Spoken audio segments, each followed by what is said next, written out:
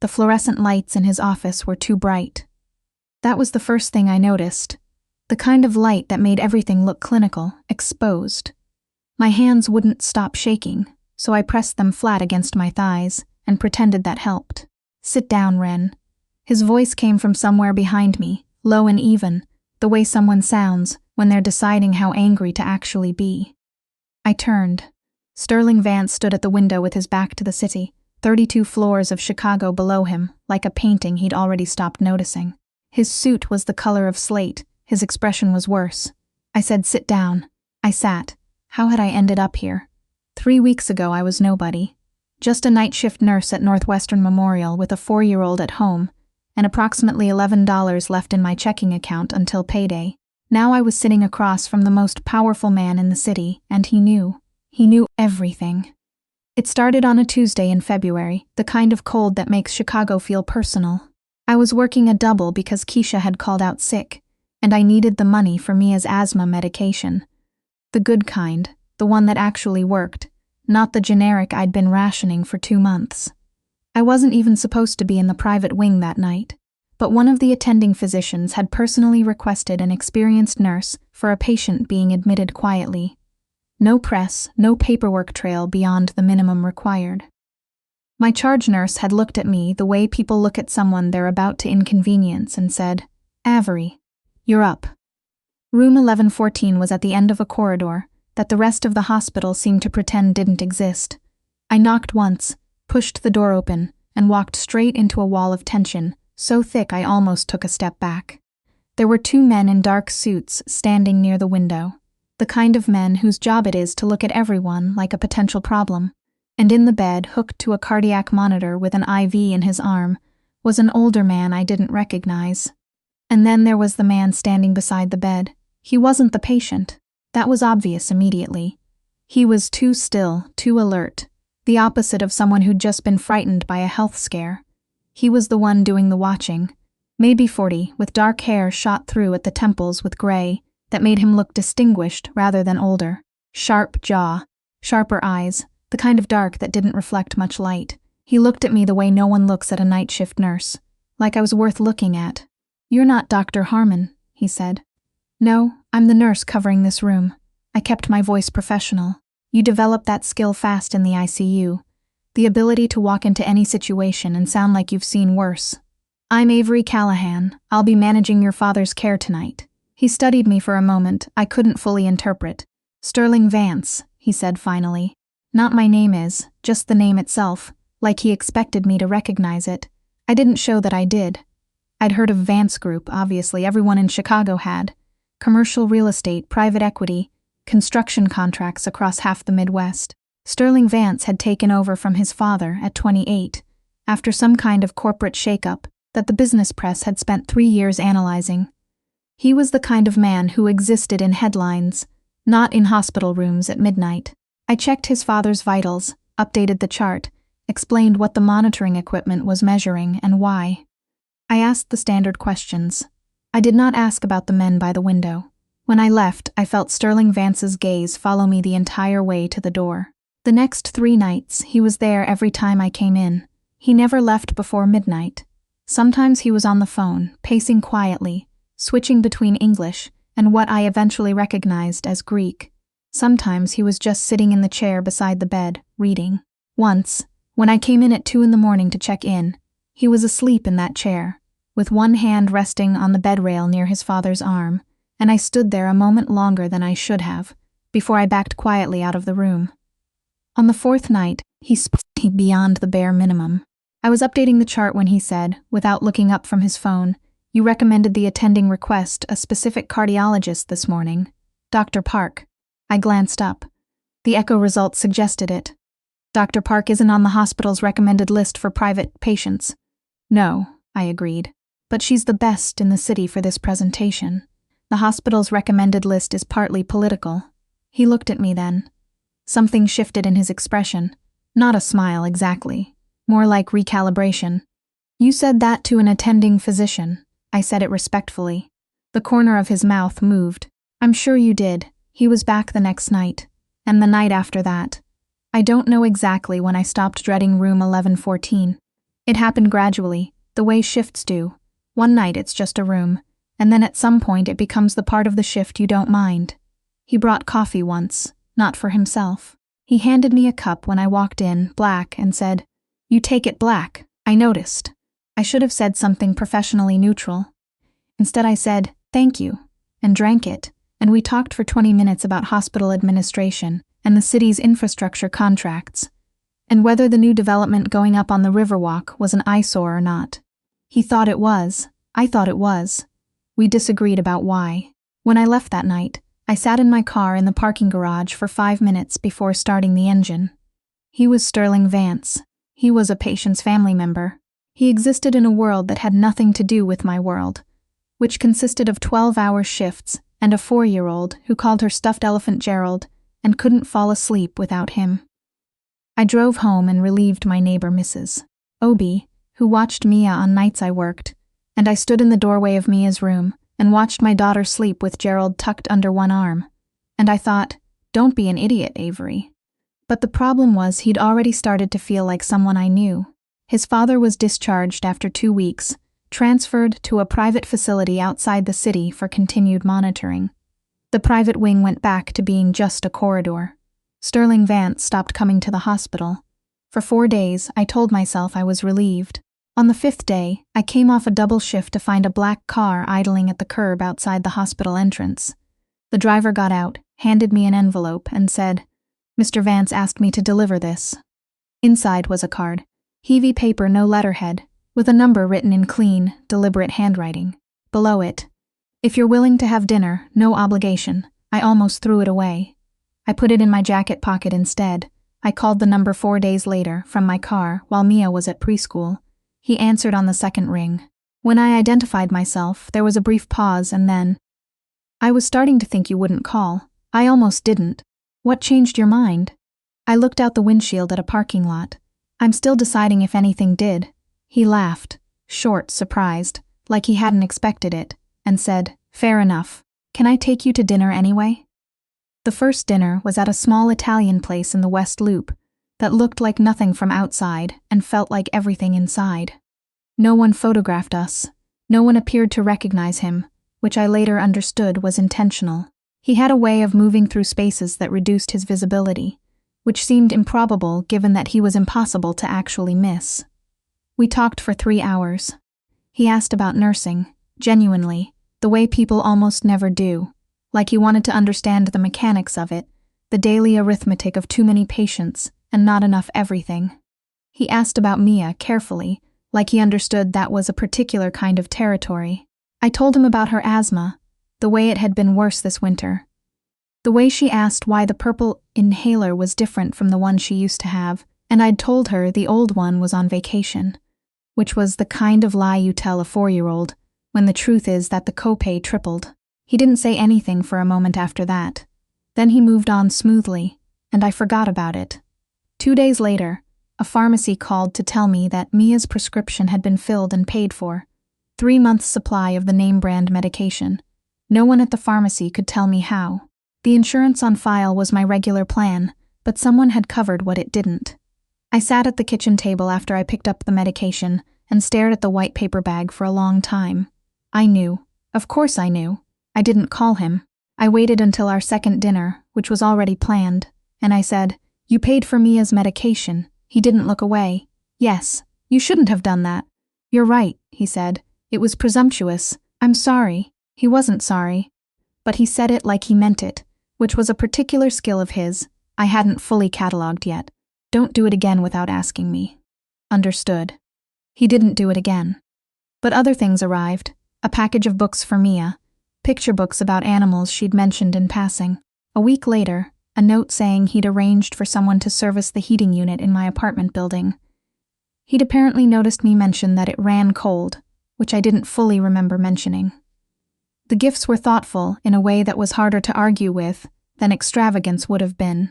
He never sent jewelry, never sent anything for me directly. He sent things for Mia, or things that fixed practical problems, which was its own kind of intimacy. I let it continue. I knew it was complicated. I kept telling myself I'd establish clearer limits next week, after I understood what this was. Then Marcus happened. Marcus Doyle was my ex. Mia's father.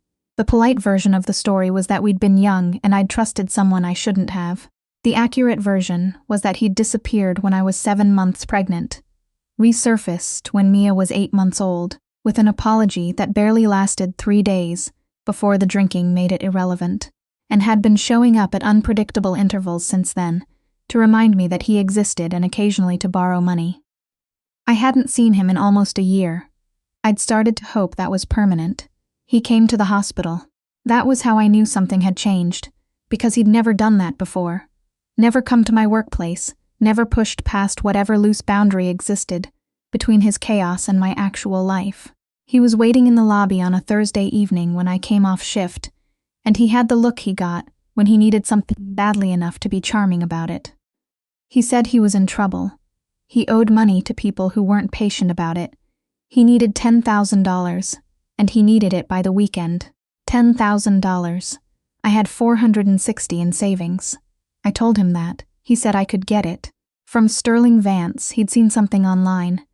Some photo taken outside the restaurant where we'd had our second dinner, grainy and speculative. He said Vance would pay, that men like that always paid to keep things quiet. I told him to leave. He said it wasn't really a request. I walked away from him, across the lobby and out to the parking structure, and sat in my car and pressed my hands against the steering wheel and breathed until I stopped shaking. Then I drove home, got Mia from Mrs. Obie, put her to bed, sat on the kitchen floor with my back against the cabinets, and stared at the ceiling for a while. I did not call Sterling. I kept telling myself I didn't need to, that Marcus was posturing, that it would go away.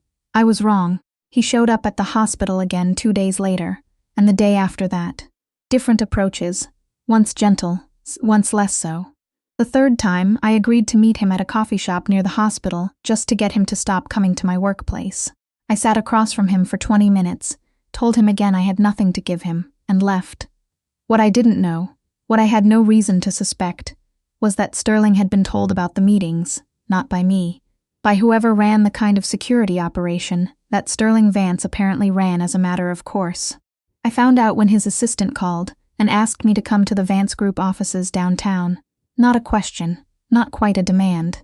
That particular middle, register that money and power train people into. I almost said no. I went anyway, because some part of me already knew that not knowing what he knew was worse than whatever this was going to be. His office was on the 32nd floor of a building on Wacker that had Vance Group's name on it, in letters you could read from across the river. The assistant walked me past a reception desk, down a corridor, and through a door that opened into a room large enough to feel like a statement. Sterling was at the window when I came in. He turned after a moment and said, "Sit down, Wren." I blinked. He'd never called me that before. It was a thing he'd said once, maybe twice, half teasing. "You're like a little wren, Avery, always watching from the edges of rooms," and I hadn't taken it seriously. I said sit down. I sat. The folder on his desk was slim. He didn't open it immediately. He stayed by the window and looked at me with an expression I couldn't read cleanly. "Tell me about Marcus Doyle." So he knew the name. I kept my voice level. "He's Mia's father. He showed up at the hospital. I dealt with it. You met with him 3 times. I met with him once voluntarily to ask him to stop coming to my workplace. The other times I was trying to leave. He's asking for money, yes, and you didn't tell me." It wasn't quite an accusation. It was something quieter than that, which was somehow worse. "It wasn't your problem to solve," I said. "He's not your concern." Sterling moved away from the window, around the desk, until he was standing closer than he needed to be. He didn't sit. He looked down at me with something I couldn't name, but felt in the back of my sternum. "When did you decide what is and isn't my concern?" "When I declined to define whatever this is as something that would make your concerns my obligations," I said. My voice was steadier than I expected it to be. "We've been to dinner 4 times, Sterling. You've been kind, you've been?" I stopped. "I didn't think this entitled you to manage my problems. I'm not trying to manage your problems." "Then what are you doing?" He pulled the chair around to my side of the desk and sat so we were at the same level, which I hadn't expected him to do. He looked at me for a long moment before he spoke. "Marcus Doyle owes money to a man named Harlan Cross," he said. "Do you know who that is?" I shook my head. "He runs loan operations through 3 different fronts in the South Side. He's not someone who sends letters when debts aren't paid. He's someone who makes examples. He paused. Marcus came to you because he's out of legitimate options. But if Cross's people find out that Mia's mother has a relationship with me. We don't have a relationship. Avery. His voice was quiet, final. They already know. The air in the room changed. I heard myself breathe. What does that mean? It means that the moment Marcus started looking into who you were seeing, he became useful to people who want leverage over me, and the moment he became useful to them, you and Mia became a resource. He held my gaze steadily. This is not a small problem. I felt the floor tilt slightly. Mia's at preschool. I know. I have 2 people outside. I stood up. You put people outside my daughter's preschool without telling me? Yes. He stood too, not backing up, not apologizing for it. Because she's 4 years old, and I was not going to wait until tonight to tell you about this to make a decision about her safety. I made the call I would make again. I wanted to be angrier than I was. The thing that made me less angry than I should have been was that Mia was safe. Mia was outside that preschool right now with 2 people whose only job was to make sure she stayed that way. You should have called me the second you knew, I said. Yes. He didn't argue it. I should have. We stood there looking at each other. I felt the strange vertigo of a situation that had escalated past every parameter I thought I'd established. Tell me the rest, I said. He told me. Marcus, it turned out, had been approached by Cross's people before he ever came to the hospital. They'd found out about me and Sterling through the same blurry photo Marcus had found. They'd offered to clear Marcus's debt if he could get information, access, pressure, anything useful. He'd agreed, because Marcus had never been someone who weighed consequences past the immediate horizon. Sterling had known most of this for 4 days. He'd spent those 4 days doing what he apparently did, which was neutralizing the situation quietly before I needed to know about it. How? I asked. Marcus's debt has been purchased and settled. He's been made to understand that approaching you again would be inadvisable. His tone was even, factual. Cross's operation is being looked at by 2 regulatory agencies simultaneously, which will keep his attention occupied for the foreseeable future. You did all of that in 4 days. Some of it took 2 days. I looked at him. This man, who had sat in a hospital chair every night for 2 weeks next to his sick father, who had noticed how I took my coffee, who had quietly paid for my daughter's medication, and sent her books about elephants and arranged for heat in my apartment building. This man who had just told me he'd dismantled a loan shark's leverage operation as a matter of course. Who are you? I asked. Not rhetorically, I genuinely wanted to know. He was quiet for a moment, then he said, Sit back down. There are things I should have told you earlier. Vance Group, he said, was not only what it appeared to be. His grandfather had built it. His father had grown it through methods that mixed legitimate development contracts with the kinds of arrangements that don't appear in quarterly reports. By the time Sterling was old enough to understand what the company actually was, it was already too woven into the city's infrastructure to separate cleanly. When my father got sick, he said, I had 2 choices. Walk away, which would have been a kind of implosion, or take control and change the direction. How long have you been changing the direction? 3 years. Since I took over. He leaned forward. The legitimate work, the real estate, the construction, the equity holdings. That's always been real. I've been methodically unwinding the rest. The parts that aren't legal, or aren't things I want to be associated with anymore. Are you associated with them now? He met my eyes. Less every month. I thought about what that actually meant. About the men at the window of room 1114. About the way he'd neutralized Marcus's situation in 4 days. About the assistant who'd said Mr. Vance asked me to deliver this, like that was a complete explanation for anything. You should have told me who you were before dinner, I said. Yes, he said it without deflection. I didn't because I wanted you to know me first. I was selfish about it. That's not a good enough reason, no. It's not. I stood up and walked to the window. 32 floors below, Lakeshore Drive ran along the gray edge of the lake, traffic moving in slow parallel lines. Is Mia safe right now? I asked. Yes. Will she be safe after tonight? After this week? I can guarantee it. How? Because I will not let anything happen to her. He said it plainly. No performance in it. Or to you. Whatever you decide about me, about this, that doesn't change. I turned around. He was watching me the way he'd watched me from across his father's hospital room the first night, careful, attentive, like I was a variable he was trying to account for. What happens to Marcus? He's gone. He took the settlement and left the city. If that changes, I'll know. I breathed in slowly. And if I tell you I want nothing to do with you after today, that I want to take Mia and go back to my life? He was still for a moment. Then I'll arrange for security you won't see, and you won't hear from me again. You'd do that. I'd hate it, he said. But yes, I looked at him for a long time.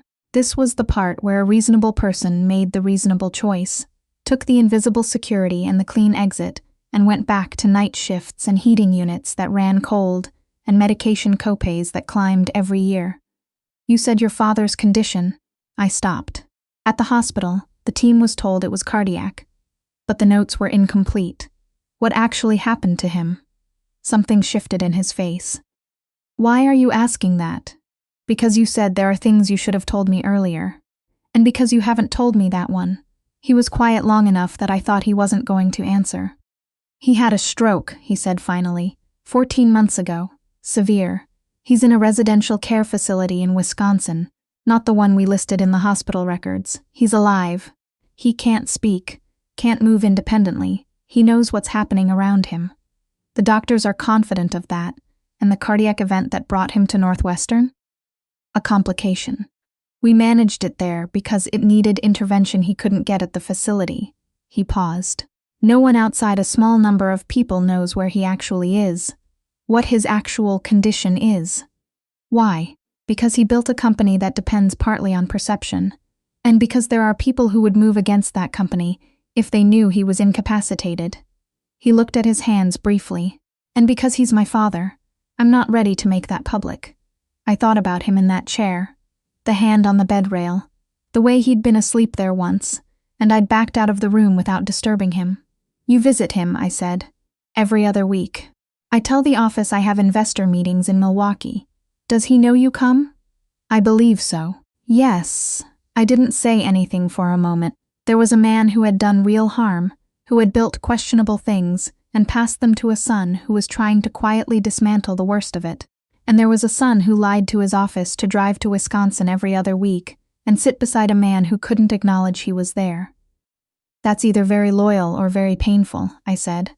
Both, Sterling said. I asked him for a week. He gave it without conditions. I spent that week doing exactly what I would have expected of myself. Making lists, working my shifts, watching Mia eat cereal and talk to Gerald, and ask me for the 47th time whether we could get a dog. I thought about the kind of life I'd been building. Careful, controlled, calibrated to what I could actually manage on a nurse's salary, with a 4-year-old and no safety net. And then I thought about what Sterling had said, almost offhandedly, during that first dinner. What would you have done if things had been different before nursing? And I'd told him something I hadn't told anyone in years, that I'd been in my second year of a nutrition science program when I'd gotten pregnant and had to leave. That I'd thought about going back, sometimes. The way you think about a door you're not sure is still there. He'd listened like it mattered.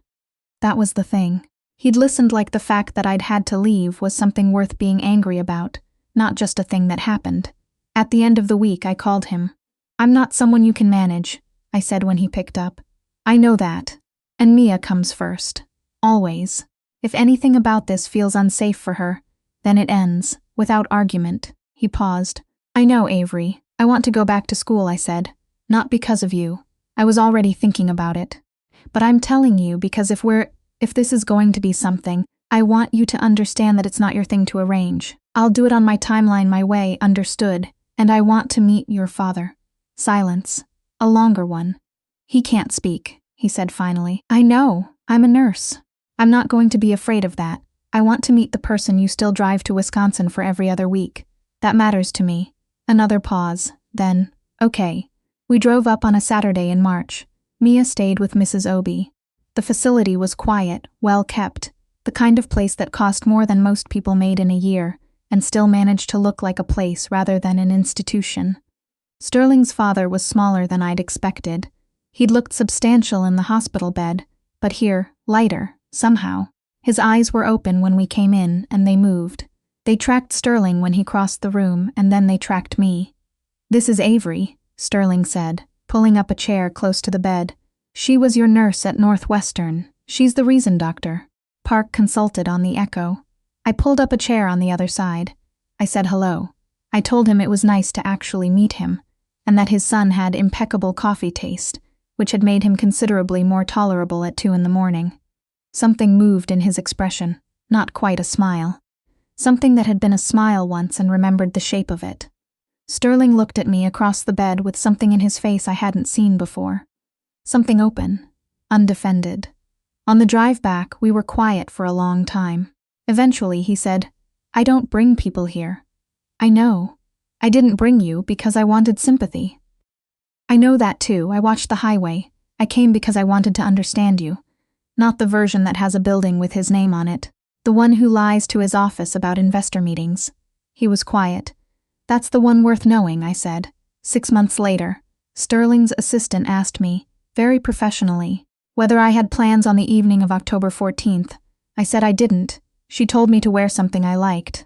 I found out later that Sterling had spent approximately 3 weeks deciding how to do this, which he would never have admitted, and which I knew only because his assistant, who had apparently adopted some investment in our situation, mentioned it in passing. He took me to the restaurant where we'd had our first dinner, the same table in the back corner, the same low lighting. He'd arranged for it to be the only reservation of the evening, which was extravagant in the particular way he was extravagant. Not loudly, just completely. We ate, we talked. He told me about the latest phase of the Vance Group restructuring. The final holdings he was divesting, the charitable foundation he was establishing in his sister's name.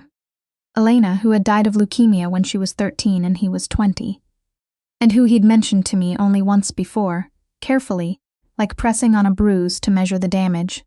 "The foundation will fund pediatric oncology research," he said, "and patient support for families. The practical things, transportation, lodging, childcare during treatment. The things that fall through the cracks," I said. "Yes." I looked at him across the candlelight and thought about the man I'd met in room 1114, and the man he'd been before that, and the man sitting here telling me about his dead sister's name on a foundation like it was the most natural thing in the world, to be rebuilding yourself in public. "I want to ask you something," he said. "Okay." He didn't reach into a pocket. He didn't make a production of it. He just looked at me steadily and said, "I want Mia to grow up somewhere she has room. I want you to go back to school, and I want to watch you do it. I want to drive to Wisconsin every other week and have you come with me sometimes." He paused. "I want a life, with you. I want to know if you want that too." I looked at him for a long moment. "That's not a question," I said. The corner of his mouth moved. "Will you marry me, Avery?" I'd thought about this. In the abstract, in the week's ego way you think about things that are coming before they arrive. I'd made the lists. I'd had the conversations with myself. I'd held Mia while she slept and asked myself the real question, the one underneath all the others. Not whether he's safe, but whether this is real.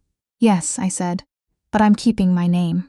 He laughed, actually laughed, that rare, unguarded version that I'd been collecting like evidence. I assumed, and I'm finishing my degree first, before any wedding planning, obviously, and Mia picks the dog. She's been picking the dog for 6 months. She changes her mind every 3 days. I know, that's her prerogative. I reached across the table. He met my hand halfway. "Yes, Sterling, I'll marry you."